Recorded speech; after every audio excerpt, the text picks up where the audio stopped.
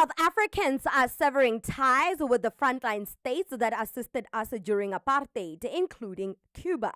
I'm about to show you a video of this young South African man telling Africans that your assistance during apartheid is highly appreciated, but that doesn't give you the privilege to come and enjoy the fruits of democracy with us. Your assistance is not a ticket to come to South Africa and claim the sovereignty in the name of solidarity during apartheid. Check out this clip. Nobody is owed South Africa, not even the countries that helped us end apartheid. And before you close this video, I know the history.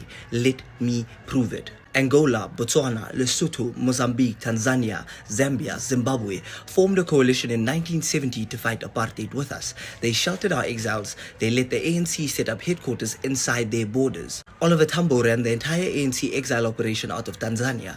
Thousands of South African youth crossed into these countries for military training, and those countries paid for that decision. The apartheid regime didn't just ignore them for helping us, they raided them. Botswana, Zambia, Mozambique, the South African National Defence Force conducted military strikes inside all of these countries. They funded civil wars in Angola and Mozambique, and at least 500,000 people died in Angola alone because of South Africa's military interference. That is real. That sacrifice is real, and we do not forget it. But here's what the posts circulating right now are deliberately leaving out. When our people went into those countries, they did not go unlawfully. Oliver Tambo went to Tanzania with the full support and knowledge of Julius Nyerere's government.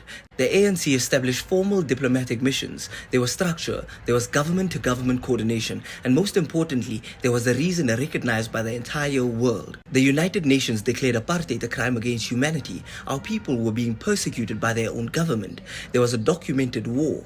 Then Mandela was released from prison. His first act, an 18-day tour of Africa, 18 days to personally thank every country that helped us. The debt was acknowledged formally by Mandela himself. It was never ignored. So when people use that history to suggest South Africa owes the continent open borders, they are not honoring that solidarity. They are hijacking it. It's a long clip, but he goes on to claim that the economic migration that we are seeing today is in no way connected to the help we received from the frontline states and Cuba during apartheid.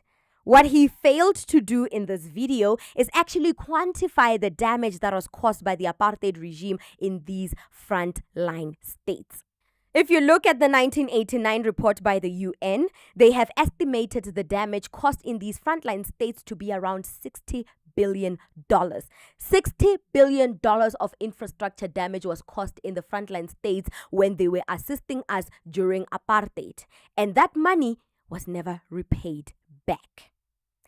$60 billion in the 80s is about $250 billion today. That's like half of our GDP here in South Africa. Do you think that is a debt that we'll ever repay? Can we even afford to repay that debt?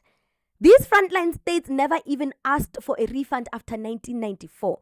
But ever since the last born of Africa got their democracy, their freedom, they've completely forgotten about that debt. And personally, I think the debt is not a ticket for everyone to flock in our country. And these African migrants don't even see it that way as well. Migration is a natural instinct for human development. There is no agenda to replace the natives of South Africa. There is no big agenda to erase our history in our own country like how this immigration movement claim it is.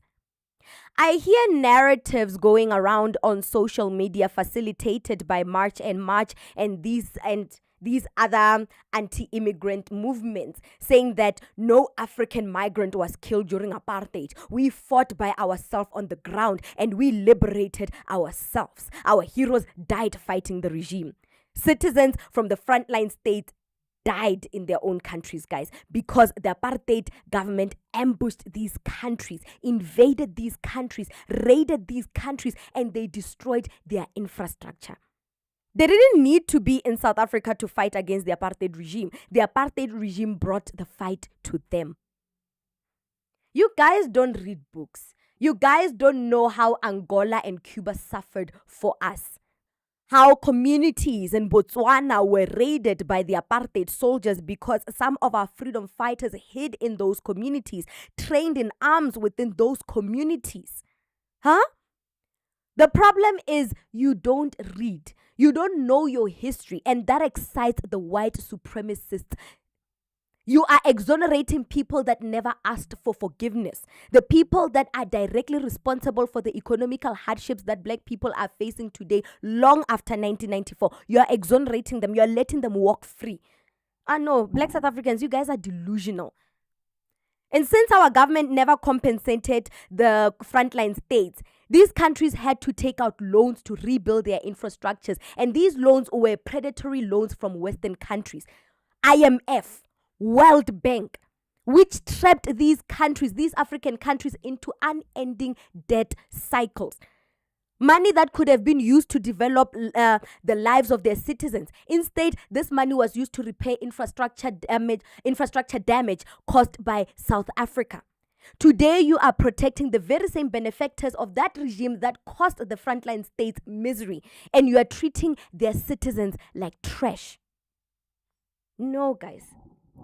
No. This is not on. Read books. I'm making this segment because I'm frustrated. You guys don't read books. Yes, you fought the apartheid regime head on in your own countries. Yes, and our African heroes, there's our South African heroes like Chris Hani, like Steve Biko, they died. Andrew Zondo, they died. They died, and I accept that we fought for our own liberation in our country. But the apartheid regime was not only confined in South Africa, it spread throughout Africa. The apartheid regime brought the fight to the frontline states that you are looking down upon today, that you are treating their citizens like trash today. Their infrastructure was damaged. $60 billion worth of infrastructure damaged by the apartheid regime. Damaged. After 1994, they never asked for us to repay them back. They never asked for that. Instead, they took out loans, fixing infrastructure that was destroyed by foreign countries like South Africa. Well, yeah, we are the foreign country in this instance.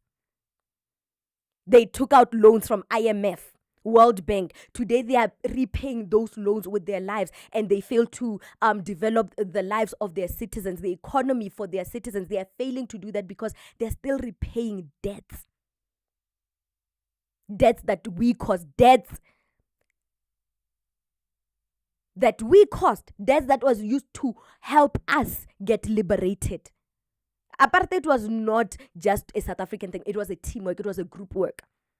And today you say that the migration that we are seeing today is in no way connected to apartheid. How? You tell me this. Maybe I'm dumb. Maybe the lights are blinding me. Maybe I can't think straight. But you tell me, you help South Africa, the apartheid government comes to your country, destroys infrastructure for helping South African freedom fighters. The apartheid regime destroys your infrastructure. You take out a loan to build or fix the infrastructure that was damaged by South Africa. Now, with that, now you are repaying back the money to IMF, World Bank, these predatory Western banks. Instead of using that money to liberate your people, to develop the economy for your people, you are repaying a debt that you didn't even create. You are just assisting. So tell me, how is this not connected to the apartheid regime? How is the migration of the frontline state citizens not connected to the to the apartheid regime? How is it not connected? It's not clicking in your brain on how this is interconnected. It's not clicking because you're not reading books. It's not clicking. It's not clicking. Their countries can't develop them because they are paying IMF for the debts that they took, for the loans that they took, so that they can rebuild their infrastructure destroyed by South Africa. So the citizens are left with nothing. The government can't take care of their citizens. So naturally, as a human being, when you live in an environment that can no longer sustain your ambition, no longer can sustain your human rights, no longer can sustain your dignity, what do you do as a human being? Forget about color and countries and ethnicities. Forget about that. As a human, what do you do when you're in an environment that is no longer conducive for your growth? You move for greener pastures, and that's what they are doing today. They're not here because they want loans. They're not they want to be repaid back. They're not here because it's an aha moment. They're not here because they want to be here. And they always say, these African migrants always break my heart when they say they're not here because they want to be here. They're not here because they have a choice. They don't have a choice. Their home is constantly faced with conflicts, constantly plagued with financial collapses.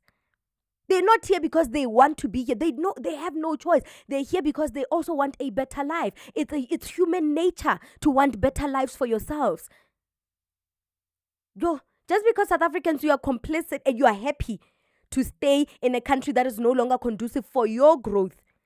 You are happy to be codependent on the government, and you are happy to be blaming everyone for your problems. Doesn't mean everybody has that mindset. I'm sorry. And your country, if you think about it, South Africa is the reason why these frontline states are where they are today economically. So I know African migrants never said this is payback, but hey, it's payback.